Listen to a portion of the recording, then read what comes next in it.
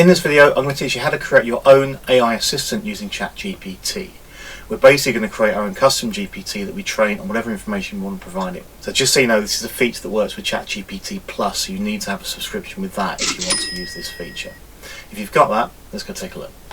So here we are in ChatGPT. The chat window that you normally would type into is here, and for a lot of people that's how you use ChatGPT. You just put things into that box and ask it information. Now over on the left hand side you can see other things that are here, one of which says explore GPTs. I'm going to click on that. And what you can do is look at GPTs that people have produced already, so there are featured ones here. You can have a look at those to get an idea of how it works. I'm going to create my own one, so I'm going to click up here and click on create. So what I'm going to do for this one is create a teacher's assistant, a little science consultant that has knowledge of the national curriculum for science, and I can ask it questions about the curriculum and it can tell me what sort of things I can teach, what the objectives are, and so on. So basically what you do over here is you can set up a prompt and start putting that prompt in. It tells it what you'd like it to do, and you can also then add PDF files and other information that it will then use as its knowledge base, and then you interrogate that knowledge base. So the first thing I'm going to do is to give it a prompt which tells it the kind of thing it's going to be doing. So I've already pre-prepared that in the notepad, so I'm just going to paste that in. So I've got here that you're an expert in national curriculum. The objective is to provide accurate guidance on the curriculum for science. You can identify curriculum objectives, you can create appropriate lesson activity ideas, you possess knowledge and understanding of the curriculum, and then style logical, clear headings, bullet points, and so on. You could put examples in there as well if you wanted to. So I'm going to do that, and I'm going to upload that. It's going to suggest a name. I think that's fine. So to make that the name, top left corner, that will change. It'll also generate a profile picture. I always like to set this up before you get too far into the task, but choose a nice picture to go with it. Yeah, that looks fine. If you want to suggest changes, I think that's fine. That's fine. So now it's asking me some questions. So what should this place the emphasis of when supporting teachers, curriculum fidelity, work production, or something else? So I'll ask a practical classroom application. So it's now asking me for things it'd like me to avoid. So I'd like it to avoid heavy worksheet use. I'd like it to promote purposeful practicals. So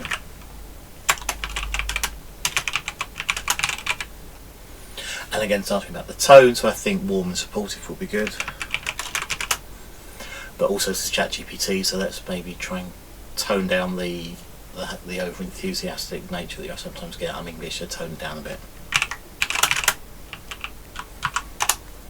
Okay, I'm now going to actually add my file. So what I'm going to do is go onto the Configure tab just here, and then it's got some information I can change. So the instructions are there now. The conversation starters, which are the things that appear here, you can change those if you want to. I mean, they're things that a user would see. So if you're going to share this with your colleagues who don't exactly know how it's going to be used, you can change those questions. Here I'm going to upload my files. So I'm going to click on Upload Files. I'm just going to go straight to my files, and I've got my National Curriculum for Science just there. So that's going to upload a PDF file of National Curriculum for Science. If I had any additional files I'd like to upload, like a plan assessment grid or something like that, the knowledge matrix, I can also add that. Just click on Upload Files and add any other information you'd like. So maybe let's have that and see how it looks. So Upload Files, and I can also put in my knowledge matrix just there to see if that's going to help. Okay, I can choose what else it will do. Do I want it to use a particular model of ChatGPT? Can I give it web search and so on? That's all fine. I think we need to test it out and try it. So I'm going to go back to Create. And let's test it. So let's have what are the statutory objectives for Year 1 animals. Let's just try that button, see what that does. And it should go through the curriculum and pick out what the curriculum objectives are, what's statutory and what's not statutory. And then it can suggest some things we're going to do. I'd like to know what the common misconceptions are, so and it will search for the common misconceptions that are in that unit. And I can ask it to suggest practical activities and so on. If I'm happy with that, I think that's doing the job it should be doing, I can click on Create. If I'm not, I can go back over here and I can ask it to refine a few things. If I'm not happy with the way it's presenting the information, if I'm not happy with the language, the style, we can suggest ways to change it. We can change the configure tab as well. I'm going to click on create. It's then going to ask me, do I want it to be something that only I can see? Is it something I can share with anybody with the link? So that means I can share it with my colleagues and they can have access to it, but nobody else will see it. If I think it's something I'd like to share in public, I can put it in the GPT store and anybody then can see that GPT and talk to it and interact with it. I'm going to keep it as anyone with the link. I'd rather just keep that to me for now. You can change that later if you want to. Click on save. And it's done. That's the link. If you want to use that link, I can just copy that link, email it to colleagues. I click on View GPT to see it live, so let's click on that. So here it is. I can then click on here and I can ask it questions. I can say, how would I assess year 6 evolution? Let's click on there and it should then give me a guide. Over on the side, again, you'll see that all my past GPTs are here, so I've got other ones that I've created. I can access these at any time by clicking on these links on the side there and just chat with them. It's nice because I haven't got to go into a chat and train it every time I'm starting a new chat in ChatGPT, although you can go through your history and carry on chats. If you are starting with this, sometimes you know it does feel like you're trying to retrain it.